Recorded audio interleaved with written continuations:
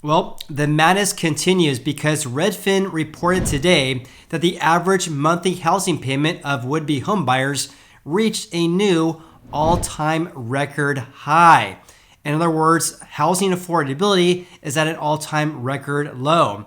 On top of that, we're still seeing a lack of houses being listed for sale, and of course, a huge decrease of contracts being signed between buyers and sellers. This is based on a new report from Redfin that was just announced today, which is June 8th. And in today's video, I'm going to share all the details. And with that said, check out that link below if you guys want a real estate agent referral, or go to homeandmoney.com/Jason to get started today. With that said, I have a lot to share. Let's go ahead and dive right in. This report, again, published on June 8th from Redfin here. It says new listings, a measure of the number of people listing their homes for sale. So new listings have hit their lowest level of any early June on record, limiting home sales and of course keeping prices afloat as well. Meanwhile, average mortgage rates are around 7% right now, which, by the way, when looking at the past 20 years, we haven't had rates this high going back to approximately 2002. It says here near its highest level in 2 decades, which is driving the inventory shortage. So look at this. This is rates according to Freddie Mac. They provide weekly average rates going back to the 1970s, I believe. So rates today at around 7%. We haven't seen rates this high except for, of course, late last year and this year as well. But besides that, we haven't seen rates this high going back to approximately 2002. Also, when looking at daily rates, according to the Mortgage News Daily, average rates today is at 6.90%, a slight decrease compared to yesterday, and also a big increase though compared to 12 months ago when average rates are at 5.49%, an increase of 1.41 percentage points over that 12-month period. In any case, because we had such low rates back in 2020, 2021, where people obviously were buying houses, but also refinance well, the vast majority of homeowners have rates far below 6%. And this, of course, is one reason why we're seeing this relatively low level of existing houses for sale. Redfin also reported that limited housing inventory of existing houses on a national level is keeping home price decreases relatively modest so far this year, with a typical U.S. home price down about 1.6% year over year. So when looking at the median home sold price, prices are down by 1.6% compared to 12 months ago. That's the smallest dip in about 3 months, and that's about half the size of this April's decrease of 3.2% compared to April 2022, which was the biggest in at least a decade. Of course, as I always say, every housing market's different though, because some areas are still experiencing increases in prices from 2022. Also, regarding contracts being signed between buyers and sellers or pending home sales, that's down 17% from a year ago, continuing a year-long streak of double-digit decreases. So here's a look at their housing market takeaways for 400 plus US metros that they track. And by the way, this report here covers the 4 weeks ended June 4th this year, and their data goes back through 2015.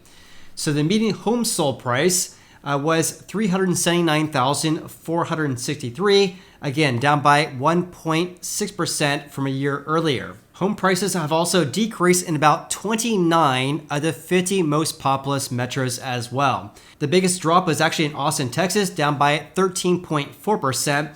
That was followed by Oakland, California, Las Vegas, San Francisco, and Phoenix, Arizona. In contrast, again, real estate is local. Home prices increased the most in Cincinnati, a gain of 9.2%. Miami, Florida saw a gain of 8%, as well as Milwaukee, Wisconsin. And Fort Lauderdale, Florida saw a gain of 5.8%. And Virginia Beach, Virginia increased by 4.8%. So on a national level, here's the look at the median sold price compared to last year, 2021, as well as 2020 here below here. So in orange is this year. 379,000, a decrease of 1.6% compared to 2022. As you can see here, back in late or mid-June last year, that's when we reached an all-time record high for home prices of just less than $400,000. But after that, the housing market absolutely tanked, especially in July and August. Now, it's entirely normal to see prices decrease in the second half of the year, but not this giant decrease like we saw last year. So it could happen this year if we have rates at around 7%, and if housing inventory still remains very, very low, historically speaking, we could see an environment in which prices increase through mid to late June this year, and then they start to fall off a little bit, but not the same rate of last year.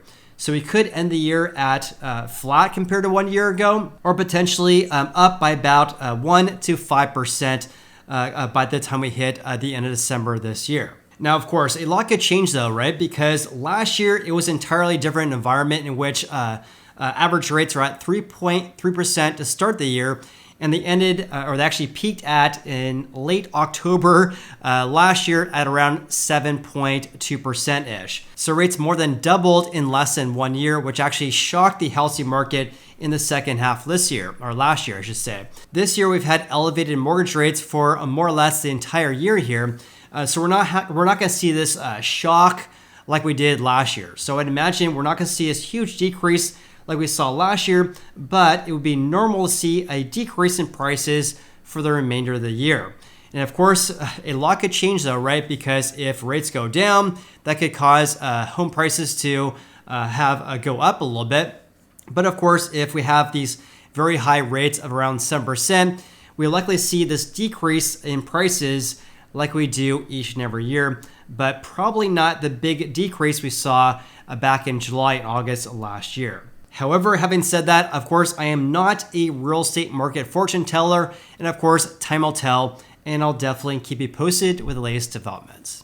Okay, let's talk about this lack of housing affordability, because according to Redfin here, the monthly mortgage payment on the median asking price home hit a new all-time record high of $2,651 per month at the current 6.79% rate. That's the average rate according to Freddie Mac. That's an increase of 14% from a year earlier, an increase of $320 more per month to buy an average price home today compared to 12 months ago. And here's a look at those average monthly housing payments going back to 2020. So right now, $2,651 per month, much higher compared to 1 year ago when the average monthly housing payment was approximately $2,300 per month. Look at this though, because look at 2020. 2020 this time, your average housing payment was around $1,500. Now it's more than $2,600. An increase of about $1,100 more to buy an average price home today compared to 2020, which of course is insane and not sustainable. Okay, let's change gears slightly here and talk about pending home sales, new listings, and of course, housing inventory. Pending home sales were down 16.6% year over year, on par with the declines we've seen over the past 1 month. Pending home sales also fell in each of the 50 most populous metros as well. They declined the most in Seattle, Washington, down nearly 32%. That was followed by Milwaukee, Wisconsin, down by 29.5%. San Diego, 28.4%. Portland, Oregon, down by nearly 28%. And Providence, Rhode Island, saw a decrease of 26.7%. So that's contracts being signed between buyers and sellers. Let's have a look at new listings. New listings decreased by 25% year over year, one of the biggest decreases since May of 2020, which is obviously more impacted by COVID lockdowns than anything else. Also, new listings decreased in each of the 50 most populous metros as well. So a lack of contracts being signed, but also a lack of new listings hitting the market as well. New listings decreased the most in Las Vegas, down by 42.3%, and that was followed by Phoenix, Arizona, Seattle, Oakland, and San Diego, all falling by more than 37%. So here's a look at pending sales, down nearly 17%. approximately 87,000 pending home sales this year compared to over 100,000 1 year ago.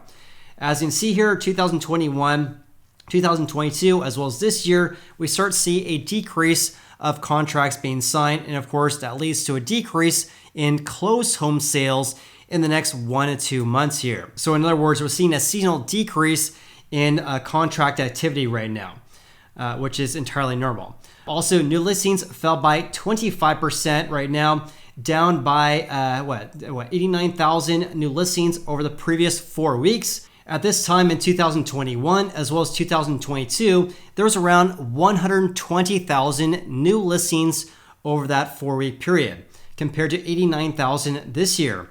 This means we're missing approximately 31,000 new listings that did not hit the market over the past 1 month, which of course is a big problem if you're looking for home prices to decrease greatly this year. In regards to active listings, according to Redfin here, active listings decreased by 4.6% compared to 12 months ago.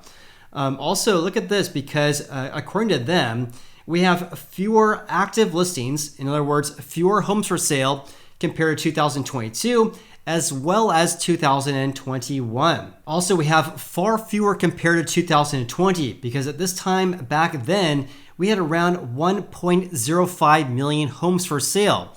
This means we're missing approximately 317,000 homes for sale compared to the same time frame in 2020. Okay, changing gears slightly here again, let's talk about the month supply. So on a national level, the month supply is at 2.6 months, relatively flat ever since May this year, but much higher compared to last year as well as 2021. This time last year, the month supply was around 2.2 months. Now it's at 2.6 months, which by the way is down greatly compared to the 4.5 months we saw this February. Okay, let's talk about the number of houses that sold fairly quickly. This is the percentage of pending sales in which the homeowner accepted an offer from a home buyer within the first 2 weeks of the house being listed for sale. So over the previous 4 weeks, that represented 33% of all pending home sales. So right now, 33.5% of pending home sales went under contract within the first 2 weeks of the home being listed for sale.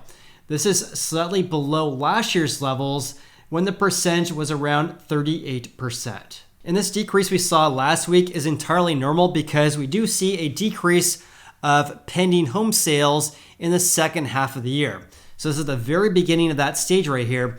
So it's going to be really interesting to see how this compares to last year, given the fact we had a giant surge in rates, of course, last year, whereas this year we have very high rates, but haven't really moved around so much over the past month or so. Whereas last year, rates were increasing each and every week. In regards to houses selling fairly quickly here, houses on average took 28 days to sell compared to around 18 days last year.